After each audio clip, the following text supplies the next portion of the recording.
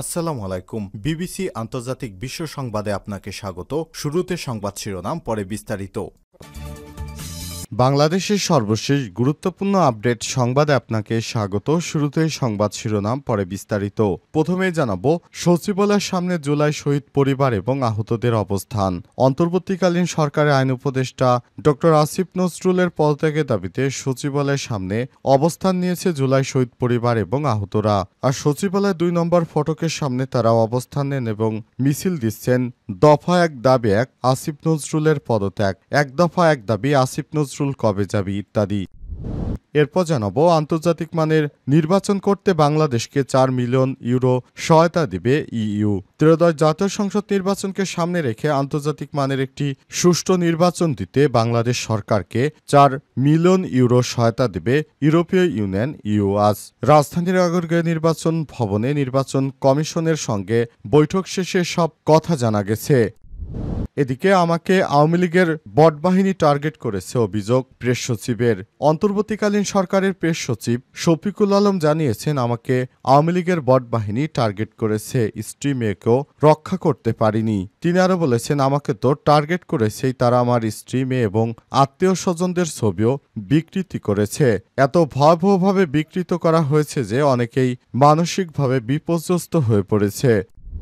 জানাবো, দুর্গম বিলে অস্ত্র তৈরির কারখানা নেপথ্যে ময়েজ বাহিনী এবং দেশজুড়ে চাঁদাবাজি। পাবনার আতাইকোলা থানার লক্ষ্মীপুর ইউনিয়নের দুর্গম চত্রা বিলে গোপন আস্তানায় অস্ত্র তৈরির কারখানার সন্ধান মিলেছে। সেখান থেকে উদ্ধার হয়েছে বিপুল পরিমাণ অস্ত্র তৈরির সরঞ্জাম। 2 জনকে আটক করেছে পুলিশ। গভীর রাতে পরিচালিত হয় এসব অভিযান। এদিকে জুলাই সনদ ঘিরে রাজনীতিতে অনিশ্চয়তার দোলাচাল। জুলাই সনদের খসড়া নিয়ে রাজনৈতিক দলগুলোর মধ্যে দেখা দিয়েছে ব্যাপক ভিন্নমত। আইনগত ভিত্তি এবং বাস্তবায়ন প্রক্রিয়া নিয়ে দলগুলো কখনোই ঐক্যমতে পৌঁছলেও আবার কখনোই মুখোমুখি অবস্থানে রয়েছে তারা। ফলে এর যৌক্তিকতা নিয়ে প্রশ্ন তুলেছে বিশ্লেষকরা। তারা বলছেন, রাজনৈতিক দলগুলো ঐক্যমত্যে না এলে অনিশ্চয়তার মুখে পড়তে পারে আসন্ন জাতীয় নির্বাচন। এবং সর্বশেষ জানাবো, ভারতের সঙ্গে সম্পর্ক নিয়ে চীনের নতুন বার্তা। ভারত ও চীনের মধ্যে কৌশলগত অবলম্বনের মাধ্যমে বোঝাপড়া প্রতিষ্ঠা করা উচিত এবং একে অপরকে শত্রু না ভেবে অংশীদার ভাবা উচিত বলে জানিয়েছে চীনের পররাষ্ট্রমন্ত্রী ওয়াং ই। আজ ভারতের পররাষ্ট্রমন্ত্রীকে সব কথা বলেন তিনি। খবর রয়টার্সের। প্রিয় দর্শক, এতক্ষণ শুনছিলেন সংবাদ শিরোনাম, এবারে বিস্তারিত। তবে তার আগে বন্ধুরা, অনুরোধ থাকবে সংবাদটিতে একটি লাইক দিন। এই চ্যানেলে আপনি নতুন হয়ে থাকলে আমাদের সংবাদটি দেখতে দেখতে চ্যানেলটি সাবস্ক্রাইব করে রাখুন। কমেন্ট করে বন্ধুরা আপনার মূল্যবান মতামত জানিয়ে দিন আপনি বিশ্বের কোন দেশ থেকে বা বাংলাদেশের কোন স্থান থেকে আমাদের সংবাদটি দেখছেন এবং শুনছেন। আর বন্ধুরা, এই সংবাদটি আপনার সোশ্যাল মিডিয়া ফেসবুকে শেয়ার করে বন্ধুদেরও দেখার সুযোগ করে দিন। কমেন্টে জানিয়ে দিন আপনি বাংলাদেশ বা বিশ্বের কোন দেশ থেকে আমাদের সঙ্গে কানেক্টেড রয়েছেন। এবারে বিস্তারিত। সচিবালয়ের সামনে জুলাই শহীদ পরিবার এবং আহতদের অবস্থান। অন্তর্বর্তীকালীন সরকারের আইন উপদেষ্টা আসিফ নজরুলের পদত্যাগের দাবিতে সচিবালয়ের সামনে অবস্থান নিয়েছে জুলাই শহীদ পরিবার এবং আহতরা।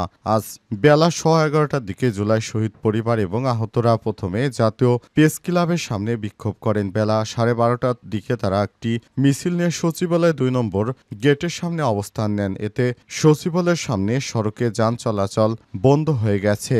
জুলাই শহীদ পরিবার এবং আহতরা বলছেন, অর্থের বিনিময়ে জুলাই গণহত্যার আসামিরা জামিন নিচ্ছেন। অবিলম্বে উপদেষ্টা আসিফ নজরুলকে পদত্যাগ করতে হবে। তারা বিচারকদেরও অপসারণের দাবি করেছেন। অবস্থান নেওয়া ব্যক্তিরা নানা স্লোগান দেন। এসব স্লোগানের মধ্যে রয়েছে, পদত্যাগ চাই, পদত্যাগ চাই, আসিফ নজরুলের পদত্যাগ চাই। দফা এক দাবি এক, আসিফ নজরুলের পদত্যাগ। খুনিরা বাইরে ঘোরে, বিচার বিভাগ কি করে? আমার ভাই কবরে, খুনি কেন বাহিরে? আমার ভাই রক্ত বৃথা যেতে দেব না ইত্যাদি স্লোগান দিতে থাকেন। এর আগে শহীদ পরিবার ও জুলাই আহতরা সচিবালয়ের দিকে মিছিল নিয়ে যেতে চাইলে কর্তব্যরত পুলিশ সদস্যরা তাদের বাধা দেন। এ সময় পুলিশের সঙ্গে জুলাই শহীদ পরিবার এবং আহতদের ধস্তাধস্তির ঘটনা ঘটে। পুলিশ আন্দোলনকারীদের লাথি এবং গালি দেয় বলে অভিযোগ করেছেন তারা। পুলিশ জুলাই শহীদ পরিবারকে বিশ্রীভাবে গালি দিয়েছে, আমরা সেটা উল্লেখ করতে পারবো না। আমাদের পুলিশ লাথি দিয়েছে, আমরা ন্যায্য দাবি নিয়ে এখানে উপস্থিত হয়েছি, আমরা দাবি আদায় করেই ছাড়ব বলে জানান তারা। আন্তর্জাতিক মানে নির্বাচন করতে ৪ মিলিয়ন ইউরো দেবে ইইউ। ত্রয়োদশ জাতীয় সংসদ নির্বাচনকে সামনে রেখে আন্তর্জাতিক মানের নির্বাচন সম্পন্ন করতে নির্বাচন কমিশন ইসি ৪ মিলিয়ন ইউরো সহায়তা দেবে ইউরোপীয় ইউনিয়ন ইউআস। রাজধানীর আগারগাঁওয়ে নির্বাচন কমিশন ভবনের প্রধান নির্বাচন কমিশনার সিসিএএমএম নাসিরুদ্দিনের সঙ্গে বৈঠক শেষে তথ্য জানায় বাংলাদেশে নিযুক্ত ইইউ রাষ্ট্রদূত মাইকেল মিলার। পরে তিনি সাংবাদিকদের বলেন, বাংলাদেশে গণতান্ত্রিক নির্বাচনের জন্য সহায়তা করবে ইইউ। নির্বাচন পর্যবেক্ষণে ইইউর জন্য অগ্রাধিকার থাকবে। গণতন্ত্রের সঙ্গে সবসময় আছে এবং আসছে। নির্বাচনে আন্তর্জাতিক মানে সুষ্ঠু হবে বলে প্রত্যাশা করি বলেও জানান তিনি। এর আগে বেলা ১১টার দিকে ইইউর ৬ সদস্যের একটি প্রতিনিধি দল সিসির সঙ্গে বৈঠকে বসেন। বৈঠকে ইউরোপীয় ইউনিয়নের অর্থায়নে একটি প্রকল্প নিয়ে আলোচনা হয় বলে জানা গেছে। ইতিমধ্যে ইসি সচিব আক্তার আহমেদ জানিয়েছেন, ইউরোপীয় ইউনিয়নের একটি প্রাক নির্বাচন পর্যবেক্ষক টিম সেপ্টেম্বরের মাঝামাঝি সময় আসার কথা রয়েছে। তারা বাংলাদেশে এসে নির্বাচন পর্যবেক্ষণ করবে এবং বাংলাদেশকে আর্থিকভাবে সহায়তা করবে ইউরোপীয় ইউনিয়ন। এমন একটি সুষ্ঠু নির্বাচন আয়োজন করতে চায় অন্তর্বর্তীকালীন সরকারের প্রধান উপদেষ্টা। আর ওই নির্বাচনে বাংলাদেশকে সহায়তা করবে ইউরোপীয় ইউনিয়ন। আমাকে আওয়ামী লীগের বট বাহিনী টার্গেট করেছে, স্ত্রী মেয়েকেও রক্ষা করতে পারেনি বললেন প্রেস সচিব। প্রধান উপদেষ্টার প্রেস সচিব শফিকুল আলম জানিয়েছেন, আওয়ামী লীগের একটা বট বাহিনী তাকে টার্গেট করেছে। এই টার্গেট করার পদ্ধতি তিনি খুবই ভয়াবহ বলে আখ্যায়িত করেছেন। তিনি বলেন, আমাকে তো টার্গেট করছেই, আমার স্ত্রী মেয়ে এবং আত্মীয় স্বজনদের ছবিও বিকৃতি করা হয়েছে। এতে ভয়াবহভাবে বিকৃত করা হয়েছে যে অনেকেই মানসিকভাবে বিপর্যস্ত হয়ে পড়েছিলেন। আজ জাতীয় বিশ্ববিদ্যালয় কেন্দ্রীয় ওরিয়েন্টেশন ও সাইবার নিরাপত্তা বিষয়ক সচেতনতামূলক কার্যক্রম উদ্বোধন অনুষ্ঠানে সব কথা বলেন অন্তর্বর্তীকালীন সরকারের প্রেস সচিব শফিকুল আলম। তিনি আরও বলেছেন, আপনারা দেখতে পেয়েছেন আমার পরিবারের ছবিকে কি বাজেভাবে তারা ব্যবহার করে সামাজিক যোগাযোগ মাধ্যমে তা ছড়িয়ে দেওয়ার চেষ্টা করে। তাদেরকে আমি বারবার বলেছি, দেখো এদেশের জনগণ তোমাদের পতন করেছে, সুতরাং এসব বিষয় আমাকে জড়িয়ে বা আমার ফ্যামিলিকে জড়িয়ে